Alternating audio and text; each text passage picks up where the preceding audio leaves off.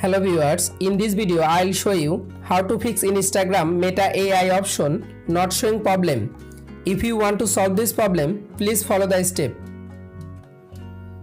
Step 1. Open your phone setting. Scroll down. Go to apps.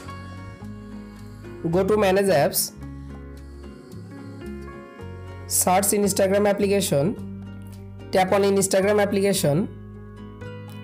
Again click on storage. Click on clear data. Tap on clear cache data. Step 2. Open Play Store and update your Instagram application latest version. You make sure your Instagram application is up to date. Step 3. Restart your device. Step 4. Again open your Instagram application. You can follow all of the steps to fix Instagram Meta AI option not showing problem. If this video helpful for you, please subscribe our channel and like this video.